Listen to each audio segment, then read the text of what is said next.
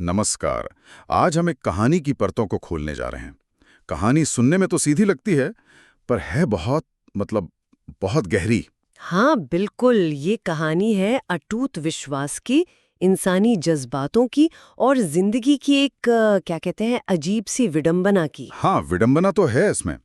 हमारी ये चर्चा जीएल फुएंटेस की मशहूर कहानी अ लेटर टू गॉड यानी ईश्वर के नाम एक पत्र पर आधारित है। कहानी का हीरो है लेंचो, एक किसान। हाँ, एक किसान जिसकी पूरी दुनिया उसकी फसलों के आसपास ही घूमती है।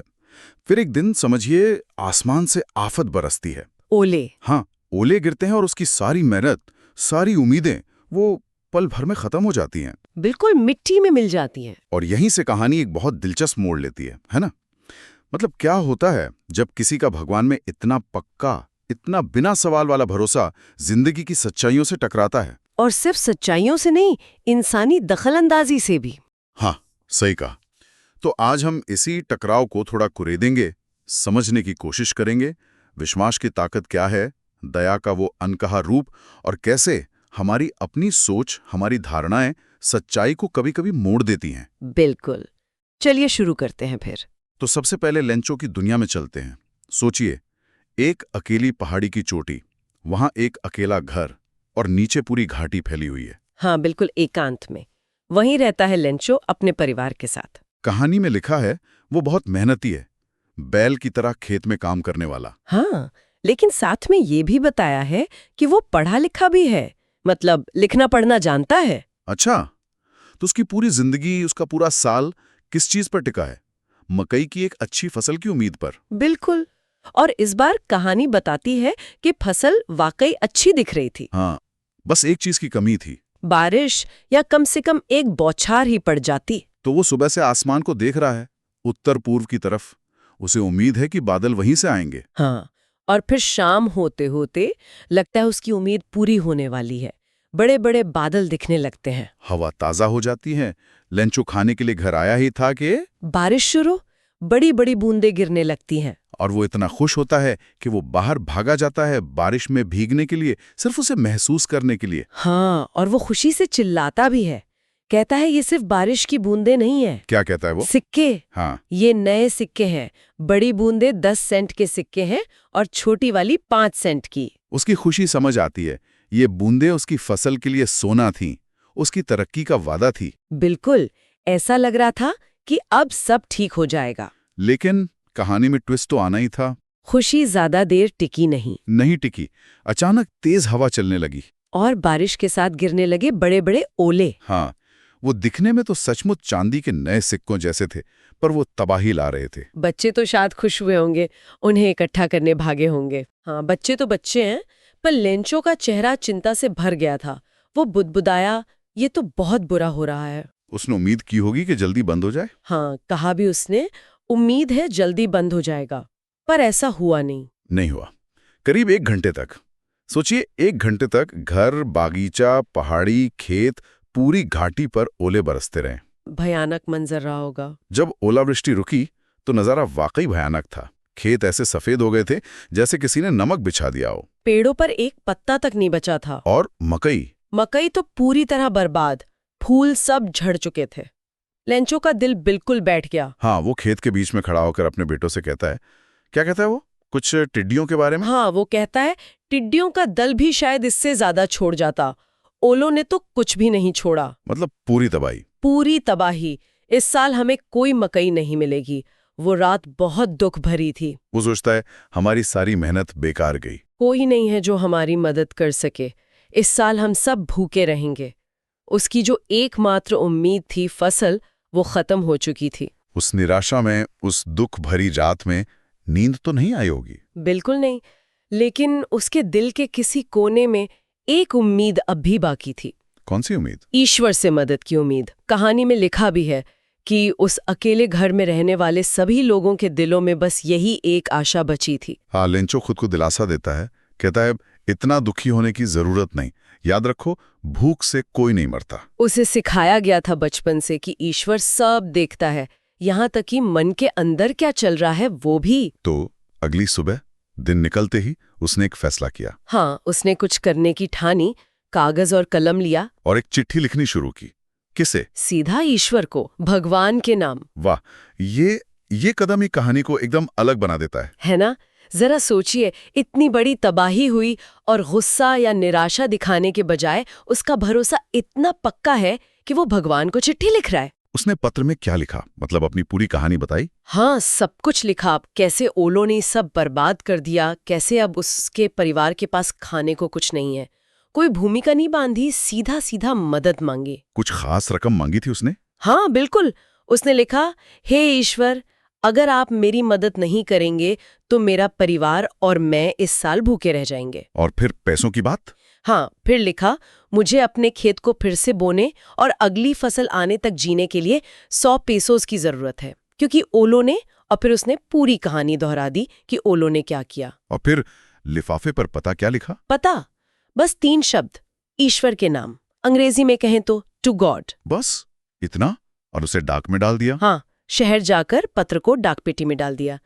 ये सुनने में किसी बच्चे जैसा भोलापन लग सकता है, पर असल में ये उसके अटूट विश्वास की निशानी थी। तो फिर क्या हुआ उस चिट्ठी का? जाहिर सी बात है, भगवान का तो कोई पोस्टल एड्रेस होता नहीं। बिल्कुल।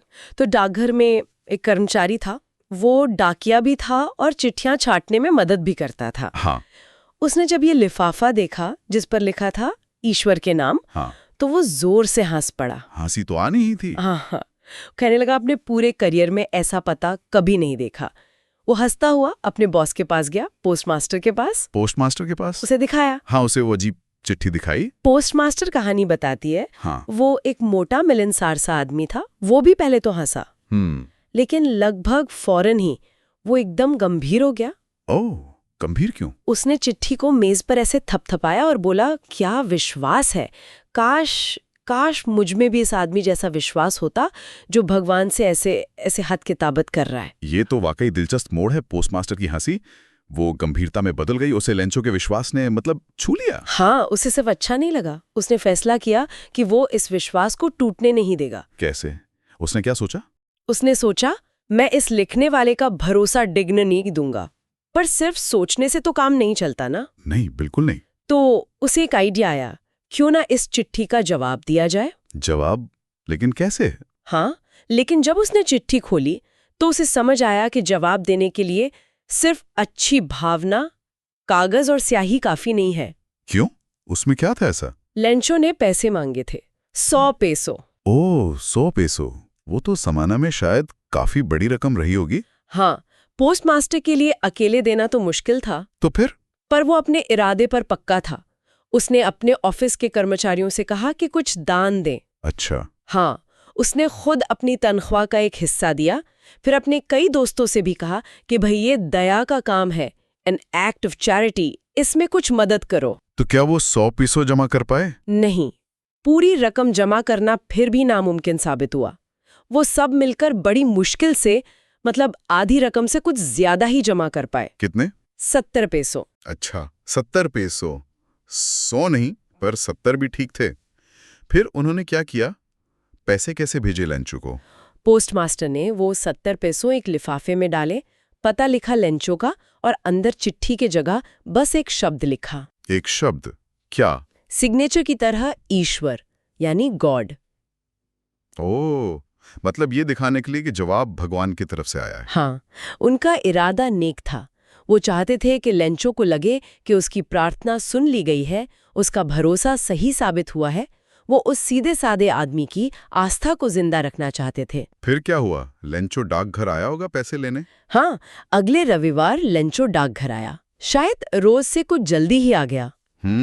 और आते ही पूछने लगा कि क्या उसके नाम कोई चिट्ठी है। पोस्टमास्टर ने खुद दी उसे चिट्ठी? हाँ, पोस्टमास्टर ने खुद उसे वो लिफाफा दिया, और वो डाकिया जिसने सबसे पहले चिट्ठी देखी थी, वो वहीं कहीं दरवाजे से देख रहा था। और पोस्टमास्टर अपने ऑफिस से सब देख रहा था।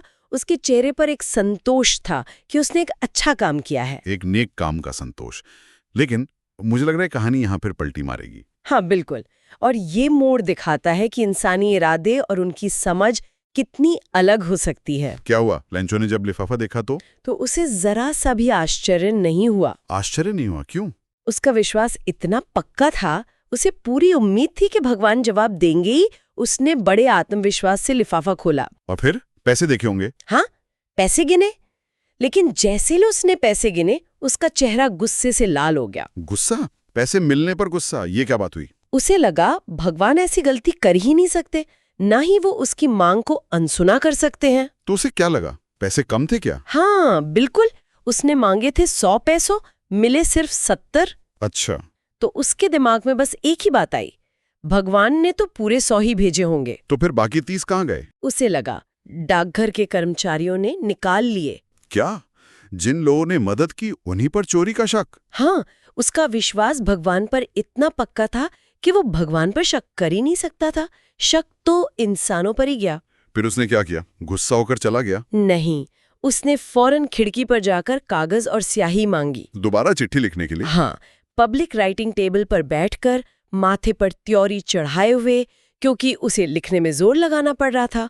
उसने एक और चिट्ठी लिखनी शुरू की। दूसरी चिट्ठी? भगवान को? हाँ, भगवान को ही। उसमें क्या लिखा इस बार? जब चिट्ठी पूरी हो गई तो उसने एक टिकट खरीदा, उसे जीभ से गीला करके लिफाफे पर चिपकाया और जोर से मुक्का मारकर मेल बॉक्स में डाल दिया। मुक्का मारकर? इतना गुस्सा? हाँ, और जैसे ही चिट्ठी बॉक्स में गिरी, पोस्टमास्टर फौरन उसे खोलने गया। उत्सुक था जानने के लिए कि लेंचो ने क्या लिखा होगा। हाँ, मैं भी उत्सुक हूँ। क्या लिखा था? उसमें लिखा था, हे ईश्वर, जो पैसे मैंने आपसे मांगे थे उनमें से सिर्फ 70 पैसों ही मुझ तक पहुंचे हैं। बाकी के भी भेज दीजिए, क्योंकि मुझे उनकी बहुत जरूरत है। ठीक है, ये तो समझ आता है। लेकिन आगे लिखा था, लेकिन उन्हें डाक के जरिए मत भेजिएगा। क्यों? डाक से क्यों नहीं? क्योंकि डाकघर के कर्मचारी तो बदमाशों का झुंड है लेंचो। हो, अरे बाप रे, ये तो कमाल की विडंबना है। मतलब जिन लोगों ने इसकी मदद करने के लिए इतनी कोशिश की, पैसे जमा किए, उन्हीं को उसने बदमाशों का झुंड कह दिया। बिल्कुल, और यहीं पर कहानी की असली गहराई सामने आती है। कैसे? समझाइए जरा। देखिए, लेंचो का विश्वास ईश्वर में इतना शुद्ध है, इतना बिना शर्त वाला है कि वो किसी और संभावना के बारे में सोच ही नहीं पाता। मतलब उसके लिए हिसाब सीधा है। भगवान अच्छे हैं, भगवान गलती नहीं करते। अगर पैसे कम आए हैं तो जरूर इंसानों ने ही कोई गड़बड़ की होगी। उसका विश्वास उसे असलियत देखने से रोक रहा है। हाँ, एक तरह से उसका वही अटूट विश्वास उसे मानवीय अच्छाई या दुनिया की जो जटिलता है उसे देखने से रोक देता है। तो क्या हम ये कह सकते हैं कि उसका विश्वास एक तरह से अंधा था, या ये सिर्फ उसकी सादगी थी, उसका भोलापन? ये थोड़ा मुश्किल सवाल है। देखिए, एक तरफ तो उसके विश्वास की जो ताकत है वो तारीफ के काबिल है। इतनी मुश्किल में भी वो उम्मीद नहीं छोड़ता। हाँ, ये तो है। लेकिन दूसरी तरफ यही पक्का विश्वास उससे सच्चाई से, असलियत से काट देता है। वो पोस्टमास्टर और उसके साथियों की दयालुता को समझ ही नहीं पाता, उल्टा उन पर शक करता है। ये दिखाता है कि कैसे जरूरत से ज्यादा आदर्शवादी सोच, चाहे वो भगवान में हो या किसी और चीज में, कभी-कभी हमें दुनिया की जो असलियत है, यहाँ तक कि इंसानों की नेकी को भी समझने में रुकावट डाल सकती है। लंचों की दुनिया में शायद भगवान ही सब कुछ थे, इंसानों की अच्छाई या उनकी मदद के लिए कोई जगह ही नहीं थी शायद। हाँ, ऐसा ही लगता है। उसके लिए मदद सिर्फ ऊपर से आ सकती थी। लेकिन पोस्टमास्टर के नजरिए से देखें तो कितना दुखद है ये। मतलब उसने इतना अच्छा काम करने की कोशिश की, लेंचो का भरोसा बनाए रखने के लिए पैसे जुटाए, और आखिर में उसे ही चोर समझ लिया गया। हाँ बिल्कुल, ये मानवीय इरादों और उनके नतीजों के बीच का जो फर्क होता है ना, उसको दिखाता है। पोस्टमास्टर का इरादा नेक था, पर नतीजा बिल्कुल उल्टा और दुखद निकला। ये हमें ये भी सोचने पे मजबूर करता है कि क्या किसी का विश्वास बनाए रखने के लिए इस तरह का, मतलब एक तरह का धोखा ही हुआ ना ये, भले ही नेक इरादे से हो, क्या वो सही है? ये एक बड़ा सवाल है। या क्या सच्चाई, चाहे वो कितनी भी कड़वी क्यों ना हो, ज्यादा बेहतर होती? कहानी इसका कोई सीधा जवाब नहीं देती, बस ये स्थिति हमारे सामने रख देती है सोचने के लिए। तो कुल मिलाकर इस कहानी से हम क्या सीख लेकर जा सकते हैं? ये हमें क्या सोचने पे मजबूर करती है आखिर में? मेरे ख्याल से ये कहानी कई बातें कहती है। पहला तो है, जैसा हमने कहा, विश्वास की ताकत। लेंचो का विश्वास इतना मजबूत है कि वो नामुमकिन को करने की कोशिश करता है, भगवान को चिट्ठी लिखना। और कमाल ये है कि एक तरह से उसका विश्वास काम करता भी है, भले ही सीधे भगवान से नहीं, पर इंसानों के जरिए ही सही। बिल्कुल। दूसरा पहलू है मानवीय दया का। पोस्टमास्टर और उसके साथियों का वो गुमनाम नाम ये दिखाता है कि दुनिया में अब भी अच्छाई बाकी है। लोग बिना किसी पहचान के, बिना किसी स्वार्थ के दूसरों की मदद करते हैं। हाँ, ये बहुत अहम है। और तीसरा पहलू जो सबसे ज्यादा चौंकाता है वो है इसकी विडंबना। वही, कैसे एक नेक काम को गलत समझ लिया गया, कैसे लेंचो का वो अटूट विश्वास उसे उन लोगों के प्रति अंधा बना देता है जिन्होंने असल में उसकी मदद की। ये मानवीय सोच की जटिलता को दिखाता है। हम दुनिया को शायद वैसे नहीं देखते जैसी वो है, बल्कि वैसे देखते हैं जैसे हम खुद हैं या जैसा हमारा विश्वास हमें देखने देता है। बिल्कुल सही कहा।